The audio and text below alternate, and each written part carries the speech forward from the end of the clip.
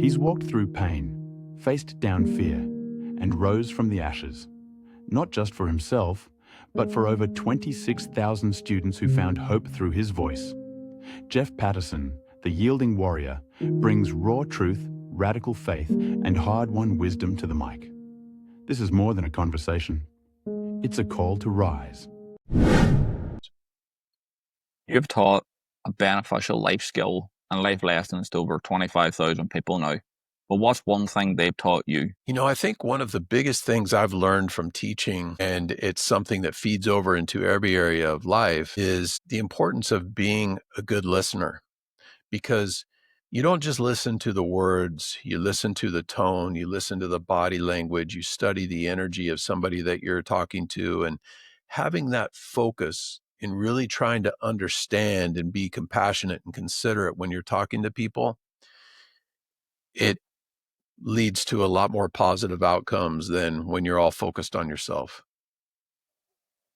Using everything you've learned and everything you've learned from other people, like you said, what's one thing you notice people do regularly that's destroying their mindset and they don't really know it? It kind of comes back to what we were just talking about, but it's the negative self-talk.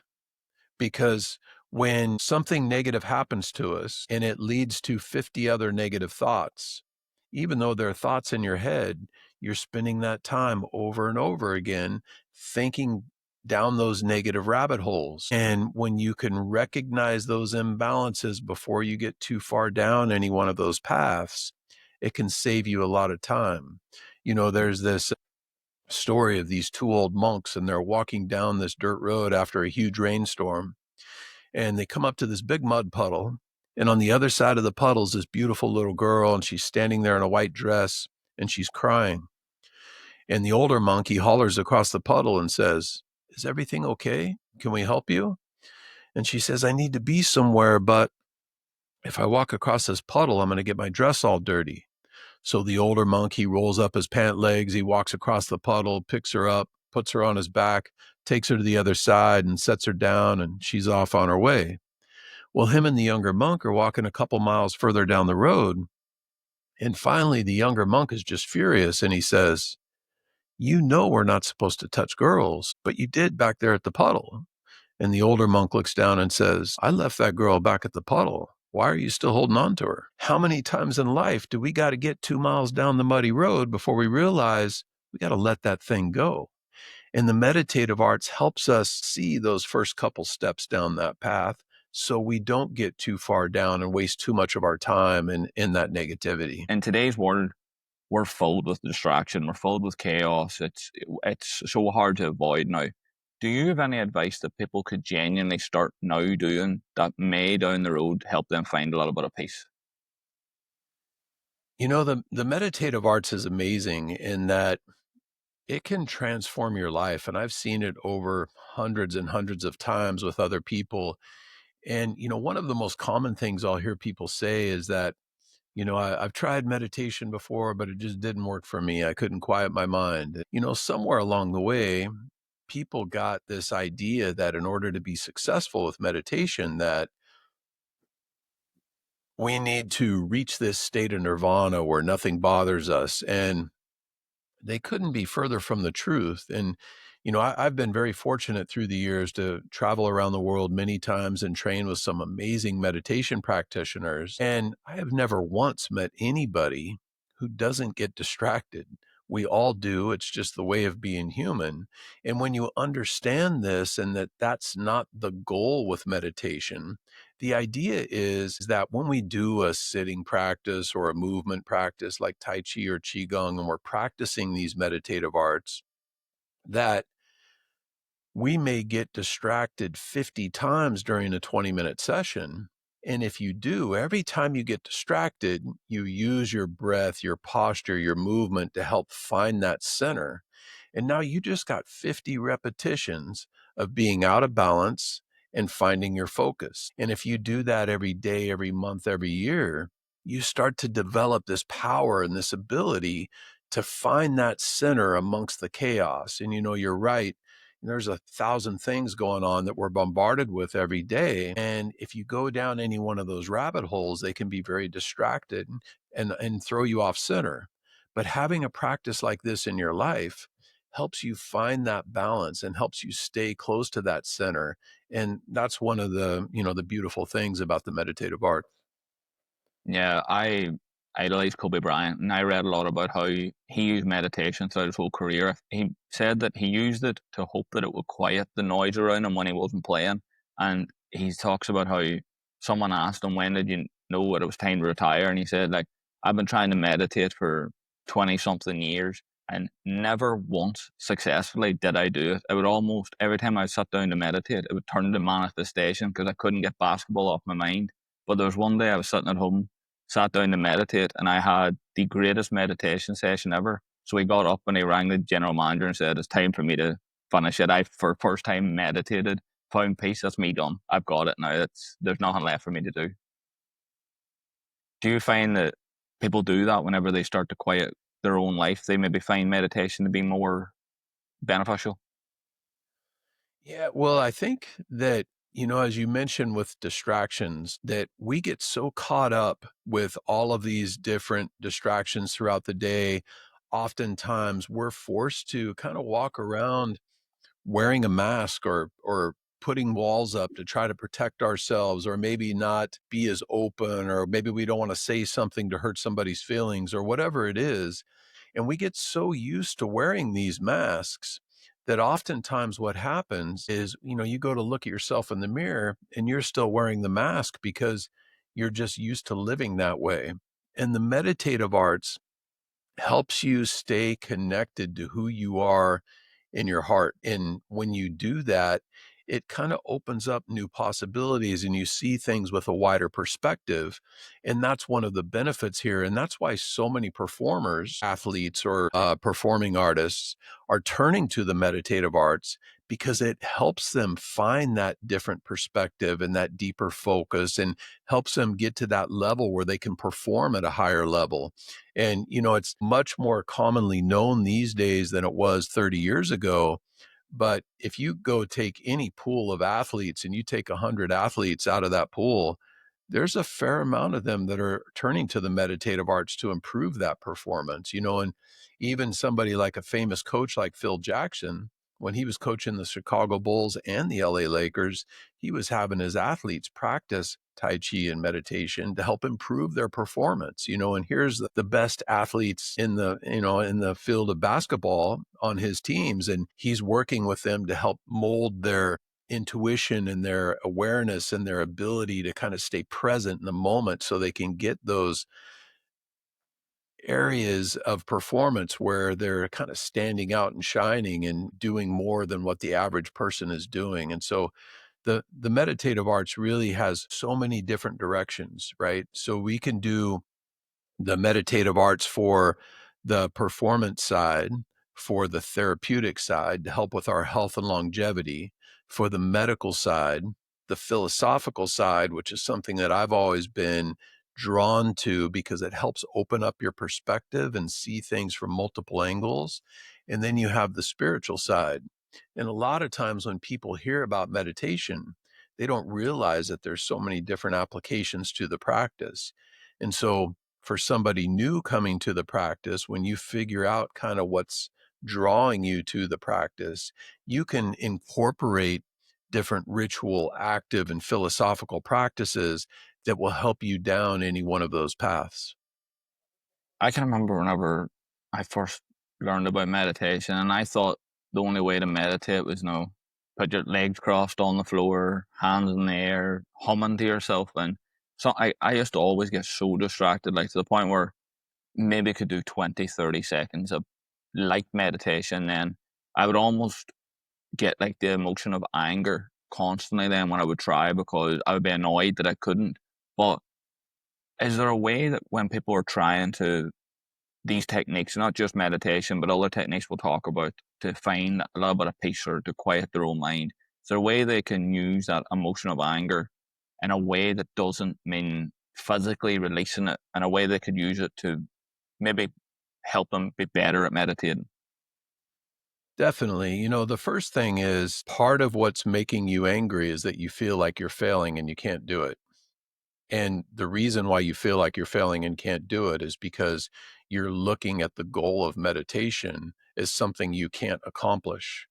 But in reality, when you sit down and just focus on the breath, whether you're quieting the mind or not, you are accomplishing it and you're doing well. The idea is that when you recognize a thought or imbalance, that's a good thing, not a bad thing. Because a lot of times we're going through the day and we have 1,000 thoughts that we don't even pay any attention to. By having that heightened awareness and having a daily practice like this, it helps us recognize those imbalances so we can start making adjustments. And, when you talk about having somebody new come to the practice and what they can do to be successful, this is one of the biggest challenges that I've come up with in my 30 years of teaching the meditative arts is getting people to realize that this is a valuable practice and this is something that is worth your time to stick with and make part of your life. And through doing that, I've tested many different things to try to help people. And what I've found is I've come up with 3 considerations that if you spend a little bit of time in these 3 areas, I feel like you're so much more likely to be successful with the practice.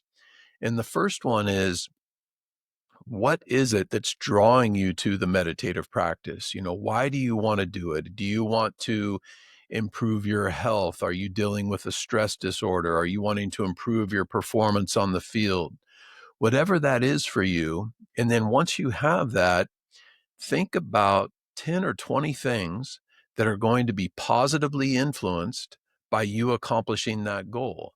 Maybe it's your interpersonal communication. Maybe it's how you feel when you're in groups of people. Maybe it's how you perform. Maybe it's your relationships.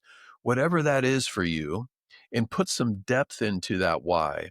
And once you have that, then I have them flip the coin, and if you don't accomplish that goal, think about 10 or 20 negative things that will happen and will negatively influence you. And what this does is it gives you the fuel. So tomorrow morning, when your alarm goes off and you don't want to get up and do your practice, you have a reason to get up. You look forward to it. It's not a chore that you have to do every day. It's something that you get to do because it's bringing so much positive change into your life. And changing that mental perception is huge on your success. The second thing is understanding the importance of consistency. And there's this old Chinese story that illustrates this idea very well. And it's about this old stonecutter who's very well known all over China. And he makes these beautiful sculptures of animals and landscapes. And his work is so detailed that anytime somebody sees a piece of his work, they just know that he created it because it's that much better than everybody else's. Well, because his stuff is so special, he has people from all over the country that will come and stay with him for years at a time and learn the trade and study with him. Well, every morning, this old stonecutter, he starts his day off by walking down to the river and meditating. And one day after his meditation session, he's walking along the river and he has this profound vision of this big 6 foot tall, mystical Chinese jade dragon. And he's so taken by this dragon that he just knows it has to be his next project. So he spends the next few months traveling all around the area looking for the perfect piece of jade for his new creation. Finally, when he finds it, he brings it back to his place and he spends the next period of time, day in and out, just sitting with the stone and trying to envision how this dragon will appear and feel the energy from the rock. Finally, when he begins working on the stone, he carefully places his chisel on one specific place on the backside of the rock and starts tapping away with his hammer, hundreds, if not thousands of times a day to the exact same spot, and nothing changes. Day in and out, a few days go by and still nothing. A few more days went by and some of his apprentices started second guessing him and thinking, why doesn't he try something else? A few more days went by and 1,000 more taps to the chisel. And finally he hits the chisel and this big 3-foot section of the stone breaks off and creates this smooth, slightly curved line that's going to be part of the dragon's back. And one of his apprentices said, "How did you know that that strike was going to break the stone?" And the stonecutter replied, "It wasn't that strike that broke the stone. It was the thousands of strikes before it." And with a bit of a discouraged tone, the apprentice said, "But I've been watching you and there was no change. Why keep doing the same thing over and over again? Why didn't you try something different?" And the stonecutter got down on one knee and he felt the smooth line that he just created. And he replied, "Those strikes were not wasted. All of that effort and that time and that foundation that we were laying was creating change not only beneath the stone, but also in the one who wields the hammer." And the reason why I resonate so well with this story is that this is the meditative arts. We're practicing these breathing strategies, these movement practices, studying these philosophical concepts, and we don't always see the change happening day to day, but it's through our effort and our consistency that we're laying the foundation to bear these fruits for the rest of our life. And so approaching this practice with the understanding that consistency is key is very important. And then the third and final consideration is you need to find a guide. The meditative arts is extremely deep. There's a lot of different paths you can follow. And if you don't have somebody in your corner, you can waste a lot of time. And in fact, I've had students that come into the academy that have been self-taught, sifted through thousands of YouTube videos and tried this and tried that. And, 10, 15 years goes by and they're barely, below the surface. Whereas you get somebody that comes in and follows guided instruction and knows what path to go down, in 6 months, they can do what somebody else can do in 10 or 15 years. So thinking about what the reason is and the why you're drawn to the practice, understanding the idea of consistency, and having somebody in your corner. If you do those three things, you're going to be successful with the practice, and the meditative arts will be one of the best things you've ever done for yourself. I think we can kind of break these down a little bit more and adjust them a little bit to people that I think common problems people listening might have, which the first one, when you were talking about exploring all outcomes, I learned to do that too. And honestly, I think in terms of mindset shifts or lessons I've learned in my life, I think that probably is the top one. I don't think there's anyone even coming close to it. But for most of us who are typically chasing something, but people are chasing success, validation, maybe attention, maybe respect, a lot of the time we believe the reason we're chasing it is to get to it as quick as possible. It has to be fast motion to be as quick as possible.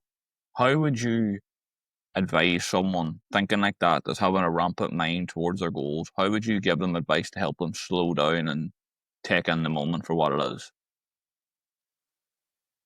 A lot of people tell me that when I talk to them about meditation, they're like, I don't have time. I'm too busy. I'm focused on this or that or the other. And, the Dalai Lama once said that everybody should meditate for 20 minutes a day unless you're too busy. Then you should meditate for an hour. And I like that saying in that every person, and I've been fortunate enough to work with thousands of people through the years, people that are CEOs, people that are as busy can be. And what I've found over and over again is that the ones that are busy, that take time to integrate a practice like this in their life, no matter what their focus, is that they start by being more present and more aware of what's going on.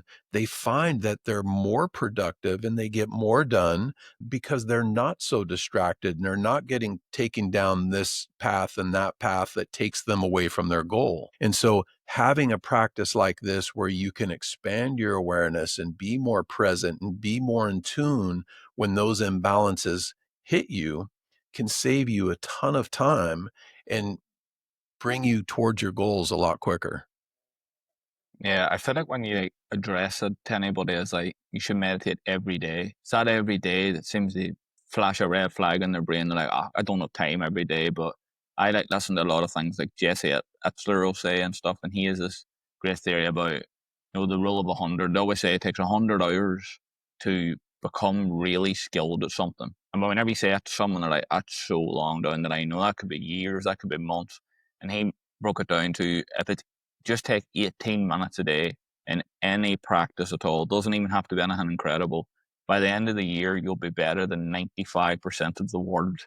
When you break it down like that, then it seems so much easier. And I feel like with meditation, like you said, where you tell people that you work with just 20 minutes a day, it then breaks it down to over the long period of time, it makes all the difference. Have you found that? Oh, for sure. And the people that come here and they go through the program and they listen to that and they do their 20 minutes a day and they integrate some active practices into their day and they keep that up for a year, I bet a high percentage, 95, 97% of those people will do this practice for the rest of their life because they'll see so many benefits from the practice that they wouldn't even think about stopping. And, you think of it a lot of times it is kind of daunting thinking about doing something every day, but there's all kinds of things that we do every day right now, and we don't even think twice about it. You just make it part of your lifestyle. I haven't missed a day of my meditation practice since I had my hip surgery about 6 years ago. It's just part of who I am. And when you do that, I don't think about, "Oh, I can't do it today because I've got these 6 things that I've got to take care of first." It's just like I get up and brush my teeth. It's part of who I am and what I do. And when you make it part of your lifestyle, that's where you really start to see all the benefits from it. A lot of people that you work with, they're kind of in the combat sport world. They're trained or at least raised to, for periods of their life, they're going to have to be in attack mode. They're going to have to be a warrior. How do you convince someone with those characteristics to slow down and meditate? Meditative arts helps anybody in any kind of performance scenario, whether it's combat, whether it's basketball, whether it's football, it doesn't matter what it is, because that heightened awareness that you get through doing a practice like this can help you perform mentally, physically, and emotionally better at any stage of activity that you're doing.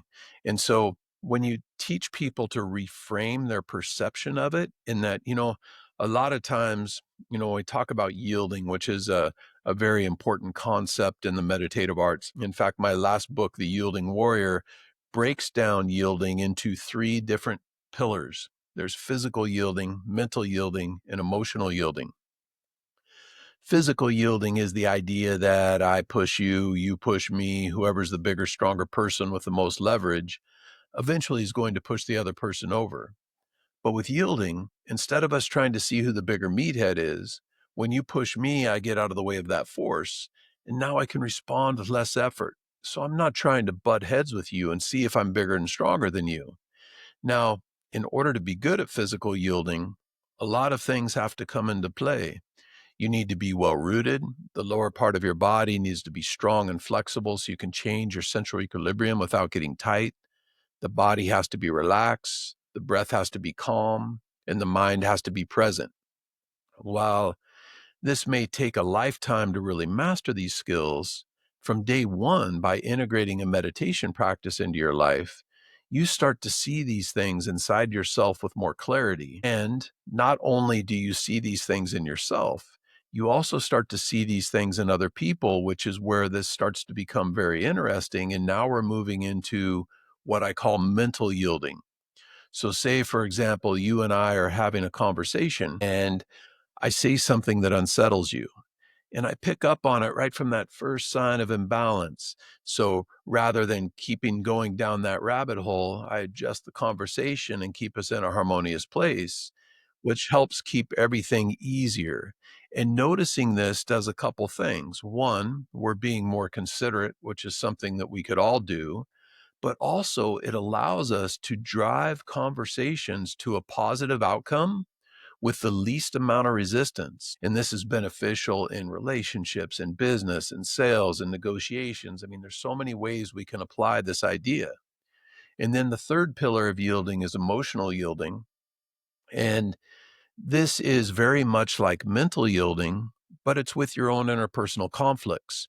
So you think about, oftentimes things will happen to us and we'll respond and we'll go down this path and we might get an hour, a day, a week down that road and realize maybe that wasn't the best choice. But with yielding, if we could have taken a step back and analyzed the scenario, been less emotional and stayed more focused and balanced, a lot of times we can make a more educated decision that saves us a lot of heartache on the other side. And so understanding how to do this is very powerful. I've been explaining this idea of yielding now for many years, running my academy for 30 years now. And one of the most common things I'll hear people say is, yielding makes a lot of sense. In fact, I do that all the time. Well, I would agree. And I think that everybody does some degree of yielding all the time, whether they label it that or understand that that's what they're doing or not. However, it's kind of like, if you or I were to walk into a crime scene with a detective who's been on the job for 30 years, I guarantee you that person would see things about the series of events and the timeline that I know at least I would have no clue of. And the meditative arts helps us see things inside of ourselves and inside of other people that I truly believe without a practice like this, you're going to miss out on a lot of things that are being presented to you. Eating definitely has its place in the personal development spectrum. I feel like it's always been a part of it. It's just never been branded as eating. It's almost like the benefits of it has been part and parcel and packaged differently. But the idea of eating, there's one thing that does come up my head when I think about it or when I research it is how in those moments of unexpected emotion, it could be, get bad news, something that you've worked hard on falls apart instantly, someone cuts in front of you of traffic, someone takes a glass of yogurt out of the fridge without telling you. How do you apply yielding to those moments to not overreact and blow up all the progress you've made?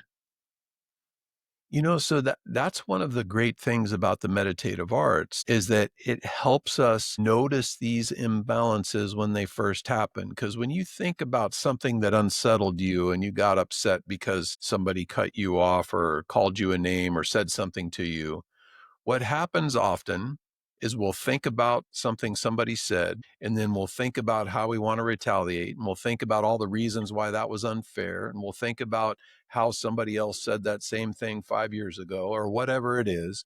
And you'll go down this negative rabbit hole. And that one negative instance will lead to 30 other negative thoughts. And every time we do this, it builds that momentum. And it's difficult to turn around once you're building all that negative momentum. Whereas when you're more centered and you're able to approach it from a balanced state and you recognize that first sign of imbalance, it's a lot easier to come back to focus and find a different path. If you walk into a room and you're having the best day of your life and somebody calls you a jerk, you laugh it off and don't think twice about it. But if you just had a day where your dog died and your daughter's sick and you're running in and somebody cut you off and you're frustrated, and then you walk in the room and somebody calls you a jerk, you're going to blow up on them. And so having that ability to maintain your regular presence in that center and find that balance and not get too far down any one of those negative paths can help in any one of those scenarios. One last question before I officially release you from Simple Conversations Prison. But if you had to put your entire philosophy into one lesson, what would it be? Your favorite? Live with consideration, not only for others, but also for yourself.